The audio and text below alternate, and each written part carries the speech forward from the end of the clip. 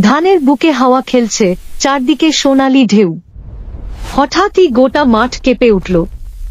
মাটির ভেতর থেকে মাথা তুলল এক বিশাল সাপ, কালো, চকচকে, চোখে আগুনের মতো লাল দুটি।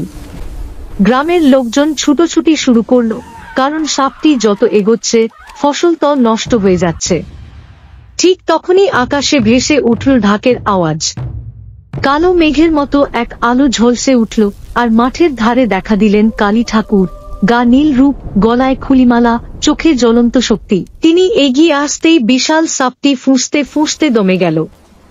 কালী ঠাকুর ত্রিশূল তুলে মাটিতে দাগ কাটতেই সাপটি কুণ্ডলি পাকিয়ে পিছিয়ে গেল। মুহূর্তেই সে অদৃশ্য হয়ে যায়, আর মাঠের ফসল আবার সবুজ আলোয় ভরে ওঠে। গ্রামবাসীরা প্রণাম করে বুঝল যে ভূমিকে তারা ভালোবাসে, তার রক্ষকও আছেন। কালী ঠাকুরের কৃপায় সেই দিন থেকে সাপ আর কখনো সেই মাঠে ফিরে আসেনি। তাই চ্যানেলটি সাবস্ক্রাইবও করে দিও।